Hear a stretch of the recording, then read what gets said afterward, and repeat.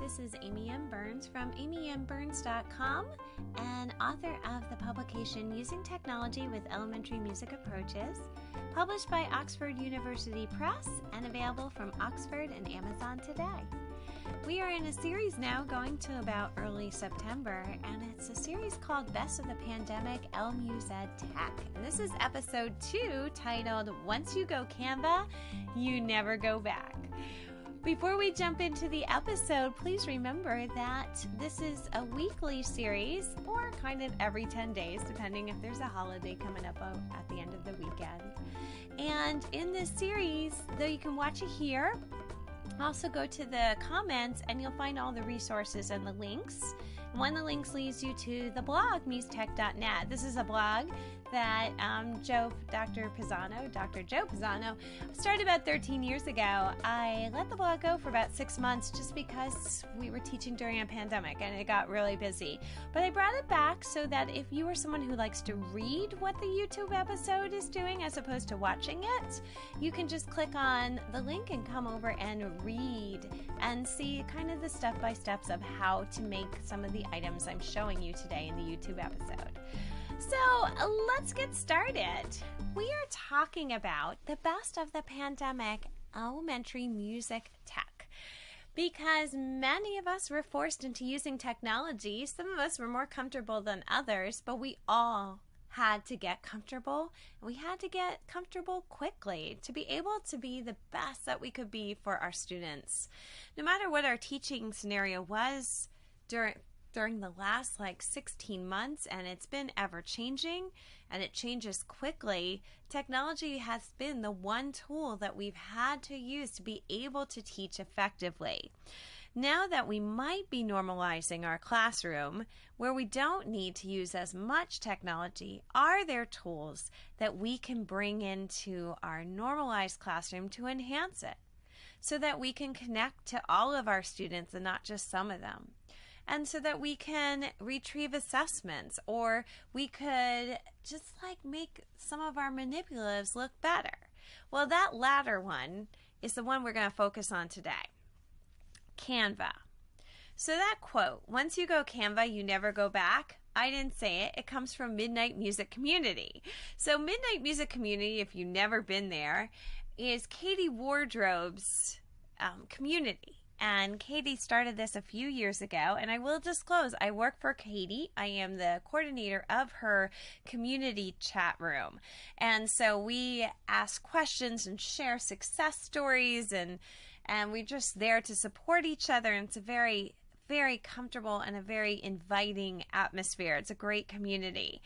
And one of her members said, once you go Canva, you never go back. I got to tell you, if there's one tool that you're going to take from teaching throughout the pandemic and use it after the pandemic, it's probably Canva. Because if you're like me, I am artistically challenged. If you know my book, it's not very artistic. One of the manipulatives I give you is a bunch of stick figures. I am really artistically challenged.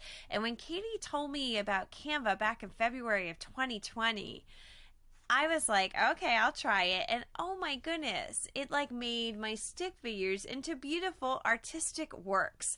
So I wanted to show you today what Canva can do for something as simple as a folk song, and how Canva, using it, can make your assessments feel like storytelling. And wouldn't that be cool if you're trying to get an assessment, but your students feel like it's a beautiful story? So that's what I'm going to show you today using the song No More Pie.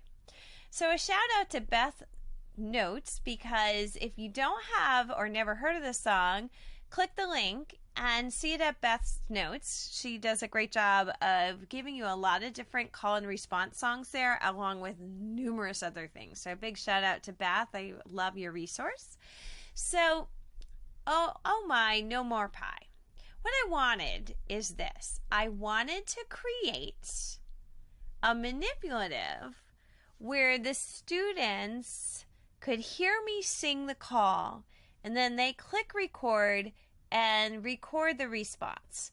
So this manipulative I'm giving you in Seesaw as well as Google Slides is really for elementary, probably in the reading level. So maybe first grade and up. My kindergartners could probably do the activity I'm going to show you today, and I've left for you in the comments and here in the blog. However, it depends on your students. So it really falls back to you saying, this is appropriate for my grade level, which is different than what she said was appropriate for her grade level. So true and so realistic. So use that a guideline, but ultimately decide best for your students if this works for them at their age level. So again, you heard my goal.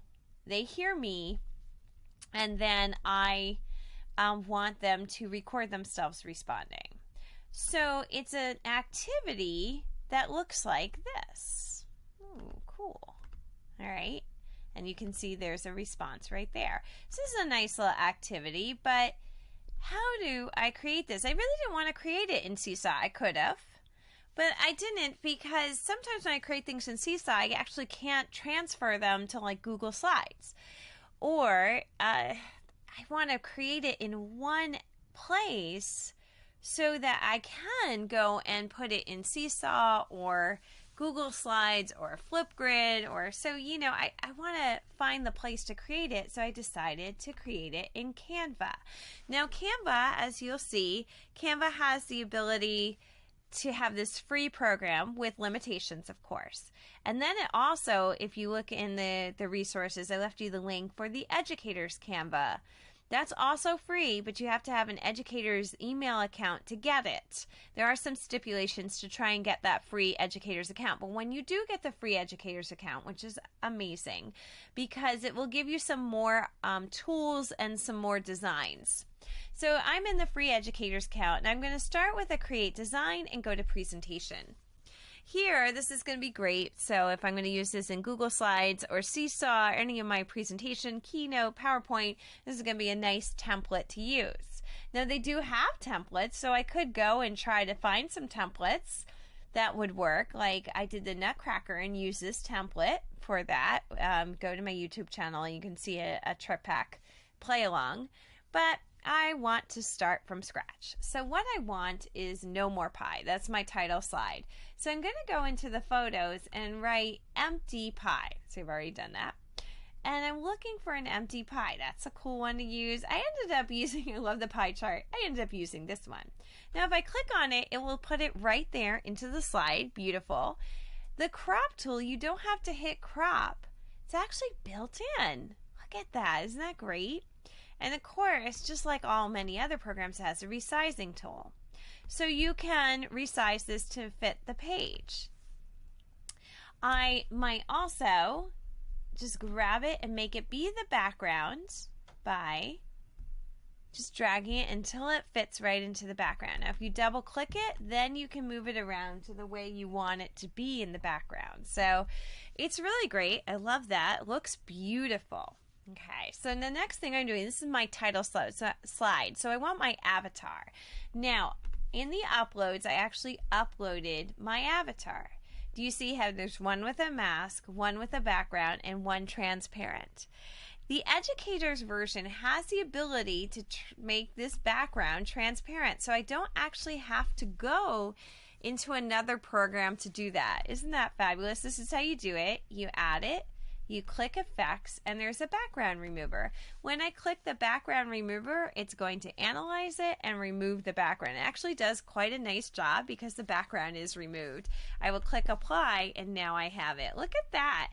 There's also so many other beautiful things that I can't even get into it in this YouTube episode, but like the smart mock-ups makes it so if this is what you want on the screen, whatever you created here will appear right onto that little iPad or laptop they're holding. These smart mock-ups are amazing. Here's your shadows, and of course you have your dual tones, your semitones. I mean, there's so many great things here. And again, for someone artistically challenged, the fact that this program is all in one and does this, fabulous. So that's my avatar. However, you can integrate your Bitmoji right here into Canva. I know, if your mind was just blown, I'm so glad. So it will access your Bitmoji, and I could put on something like, I don't know, look at all these great Bitmojis, or just put in the search tool of my Bitmoji and I want a wow one, all right? So I'm going to put a wow like this because it's oh my no more pie, and just crop out the wow. So look, my Bitmoji's there as well. Yep, just let it connect to your Bitmoji account, and then you don't even need to bring in your avatar. It will bring it in for you. As far as the speech bubble, I like to go to the elements of Canva to find things like that. As you can see it right there, but you could just put in speech bubble and find it. If you saw my other searches like stub toe, that's a part of, obviously, oh my no more pie. Now I don't want a transparent one, though those are great too. I didn't want that because I actually want to put text into the speech bubble. So the speech bubble is there. I might make it a little bit bigger and put it a little bit closer over here. Now with the speech bubble here, one thing that Canva doesn't do yet is you can't just double click it and then text comes up. You can do that in Google Slides, which I love. You put in the shape tool of a speech bubble and you double click and the text box will appear right in the speech bubble. I love that about Google Slides. Not here in Canva yet. So just use your own text tool. It will give you these text templates and then recently used ones and just so much more. So you can just kind of add a heading, put it over here. We're going to click and drag it over to the speech bubble and start putting in your instructions like one, click. It's in center like that. Click the emoji, click the icon, and listen. All right, so I don't want it to be like that. Thank you. And then I can turn it and move it around. Yeah. And I can continue to add the instructions. Now, how did I get that little emoji in there? It's different for every device. I'm on a Mac, so it's Control Command Spacebar, and the emojis are there. However, if you look at my instructions here, I really wanted to use what you see. So I took screenshots of that and brought them in. And that's how I did it. If you look in the uploads, there's me in the images, sorry about that. If you look in the uploads images here, you can see that I added them and then that made it work. There's my record voice and things like that. The images also have the ability, if you right click, to be able to bring them forward, order them, obviously. So I started to write this up. I think this is looking great. I'm using screenshots, and then I noticed that when I went into the more, I actually could add videos.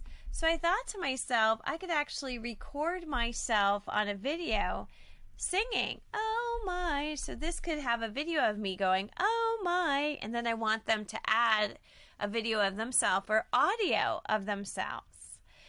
But there were some caveats that were going to prevent me from doing that. One, if I added audio, what happened was that the audio or soundtrack, because I'm in video here, the audio or the soundtrack would play across the slides, but you couldn't add separate soundtrack. Like it was a soundtrack. You couldn't add separate audio.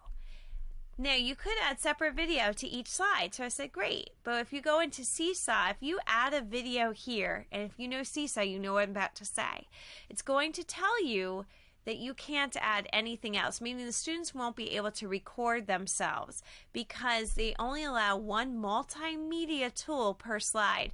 So if you add a video, nothing else is going to be added that's audio or video.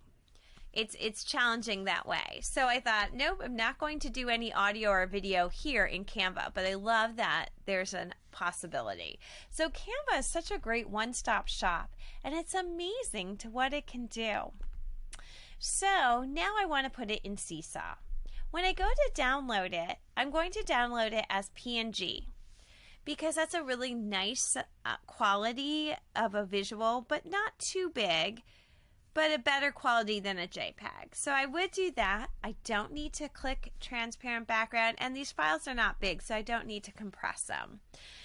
if I was bringing out something that I want to make a transparent background, again, that's awesome because it would turn everything in the background transparent. That's fabulous. And again, if these aren't included, the background remover or the transparent background, use remove.bg.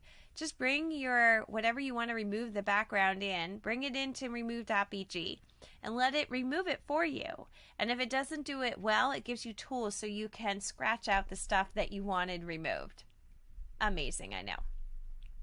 So we're going to download it. And again, you don't have to download all 16 pages. You can tell them which ones you want. And it's going to come down as a zip file.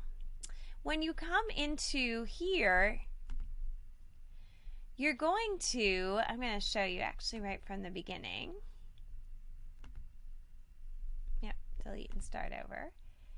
It's really amazing what's going to happen. So here you are in this create a new activity. You're going to add it. You're going to go to the upload. Now, it allowed you to upload 10 images. So I'm going to take these 10 images. I unzipped the file. I did that already.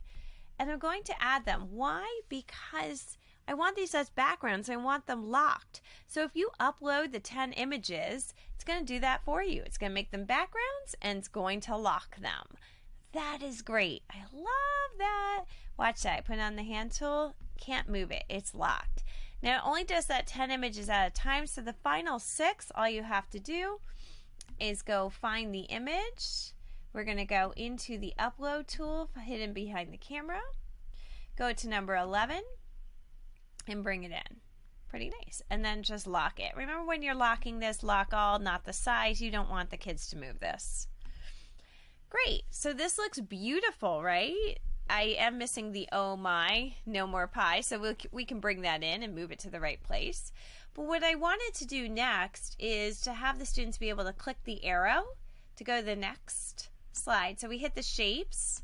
The reason I didn't do this inside of Canva, I could have, but I didn't, because I want to make this have a link to the next slide. So I wouldn't have been able to do that if it was embedded into the background. So I want it to be its own item. Go to link, link to the next page, then go to lock and lock it all. That will bring you to the next page. What I love about this is if I unlock this, I can now copy it. That's why I did next page, because I just want it to go to the next page. So it saves me some time. I can just copy and paste. So great. All right. Now I want to sing into it. No more pie. There's 2 ways to do that. 1, hit the 3 dots and go to voice. The first way is to record your voice. Now, I want them to actually hear me in a nicer setting than the internal microphone, but the internal microphone's pretty good. But since we're in Chrome, make sure you go to your settings, and just in your settings is the 3 dots. Again, 3 dots will get you a lot of things because it's like the more, that's what it means. So settings, and then I just put in microphone. And I just want to make sure it's using my Yeti and not the internal mic. Great. So it will put in listen, hit record voice. No more pie. Okay, we'll hit it. No more pie. Great. My microphone's a little loud. I can turn that down. And that's perfect. I'm going to listen. It has listen already built in, but of course you can double click that and you can change it to click here, you know, or whatever you want to put in there. So that's perfect. Other uses of that is that you can record yourself reading instructions on each page. That's wonderful for all of your learning styles of reading in your class.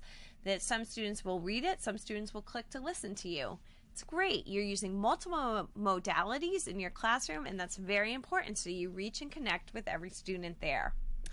So this is perfect. I do this throughout the entire activity. Great. And then on the last page, I put a little home button so it comes back to the first page. It's pretty much ready, and I assign it out. Of course, assigning it out meaning that you save it, you put it in, so you can see this. Go into activities. There. You put it into the instructions here. I actually, in this activity, I have play the instructions. It actually also has a multimedia examples. So the multimedia example will show you what to do. So I try to hit, again, multiple modalities so that all my students are understanding how to do the activity, whether they're listening to me say it, watching me do one of them, or reading the instructions. So everything is there. I like to use icons as well, again, so that they can read this or see the icon. And again, Seesaw comes with a shortcut list of icons. It's great. Click Add Response, find the person you are. So you come in and it tells you what to do. So when Sarah hits the button here, she listens to me. Oh my. She goes to the 3 dots, clicks the voice, records her voice. Oh my. And she's done. Now I had alluded that there are 2 ways to get your audio on there. The other way is to upload. So let's say I don't like this. I'm going to trash it. And delete. So the other way of uploading, why would you upload the audio? Well, I like to go into Soundtrap. Soundtrap is free for educators to use for themselves, but if you're going to use it with your students, it's a paid subscription because it's the educator's version when you use with your students. That means you get all the loops, but you also get the safe walls so that they can share with each other and work with each other and work with other students around the globe, but not worry about having anyone infiltrate their accounts. But you can sign up for free Soundtrap because it's a digital audio workstation online, and you can record yourself singing. So what I did here was I did each phrase. And then once I click save, all the others are muted, this one's soloed, I can download it. Seesaw allows you to put 20 audio excerpts on one page, and you can upload them or record them yourself. So now when I upload this, I can go to upload the audio and find that audio file. Here it is. It can be a WAV file. I like WAV better than MP3 because it sounds better, but MP3 are smaller size. So if your file is quite long, like it's going to be close to that 5-minute mark that Seesaw allows, then you want an MP3 because if your students have internet issues at school or at home, the MP3 is faster to load. The WAVs are longer to load. They're bigger files. They sound better, but they're bigger. For something as short as, oh my, that's fine. And there we go. Oh my. Why I might use that? Because you don't hear the click in the beginning. That's one of the things I like about it. Number 2 is I get to use reverb, and it has just a better quality of sound. So you might upload yourself after you pre-recorded yourself. It's really up to you depending on your time and your goals. So you can upload, you can record in, and when Sarah is finished, she hits the check button and she submits it to me. And now I have this file. I can go into the skill sets, and I have one called Singing in Tune, and she sang quite well. And then I have progress tracked. She can't see the progress that I do that. She can't see the skill sets, and she can't see if I do any private notes. But I can, and when it comes to progress report time, I can look at her skill and see what I gave her and go, Sarah sings in tune very well. When she sang Oh My No More Pie, her voice was beautiful. I'm going to add it to her Seesaw journal so you can see it. Please click it and play her example. This is great, right? For your parents, if you have a progress report, they can go into Seesaw and actually listen to the example you told them about in the progress report. I know I'm blowing the mind and I'm giving you a lot of information, but again, it's awesome. So those tools and private notes, those are only with the paid subscription, those skill sets. All right, you're saying, that's great with Seesaw, but I don't have Seesaw, but I do have access to Google Slides. All right, so you can do the same thing with Google Slides. Here it is, and I gave you a forced copy so you don't have to recreate the wheel, but you might want to change some things, like you don't want my avatar, so you're going to need to recreate this slide. Go into Canva and recreate the slide. You saw how to do it, but you'll notice that I took the Seesaw slide but just used the shapes tool of the box and then use the text tool to make it so that it's pertinent to Google Slides. And then here I uploaded myself reading the instructions so they can read it or have me read it. But let's look at one of the things here in Google Slides. It doesn't have a built-in recording tool. So how do you do that? Well, you'll notice these little purple icons. Here's how you do it. When you want to add your singing and you did that audio all in Soundtraps, you uploaded that to your Google Drive, all you have to do is go Insert Audio and you can find your most recent audio files. So when you go into your most recent audio files, and this is No More Pie, you can find No More Pie and just put it right in there and they know to listen to it. For time's sake here, I'm going to just put Meets to Red in there. All right, so cool. Meets to Red. But now, and I stuck it right next to here so they knew when to play it. I know it's not No More Pie, sorry about that. Now, how would they, your students, sing back to you? How would they record themselves? They could screen record. That would work. They could use Screencastify. I know that in my school, my students have Google Classroom and they have Screencastify on their Chromebooks. So I know they could do it that way and it works beautifully. And then they just send you that file. Or they put it in the assignment of Google Classroom, or they put in their Google Drive and share it with you. That works beautifully. But however, there's also this great extension called Mote. And Mote is wonderful. It's meant to record voice messaging, meaning like if you were trying to leave feedback and you didn't really want to leave long worded feedback, you could record yourself using Mote. It's free, but you have to ask your IT to make sure they're allowed to use it on their Chromebooks. So if they aren't and they're allowed to use Screencastify will work. But if they can use Mote, once it's installed, it's sitting right up there. So all they have to do is click Mote M to start, No More Pie, click Done, and the little M will show up. M to start, No More Pie. That's that. Insert. And that little tiny purple icon will show up here. And look, you have it. So the students could do this. You could force a copy, and you can see the forced copy here in the blog and in the comments below. But you can do the share link to everyone, and then when that link comes up, put in the, where are you? Right here, where it says edit, delete it, and put in copy. Or if you're in Google Classroom, put it in Google Classroom and click the box that says to make an individual copy for each student. And then they can sing back to you. And of course, this is using mi, do, and la. This is a great assessment tool. It starts on B. It's like an E minor they're singing, an E minor chord. It's a wonderful assessment tool. If you don't want to recreate the wheel, just grab the Seesaw activity or grab the Google Slides activity. If you're like, wow, Canva made that? That is beautiful. I want to learn more about Canva. I want to be able to use this next year because I'm artistically challenged too.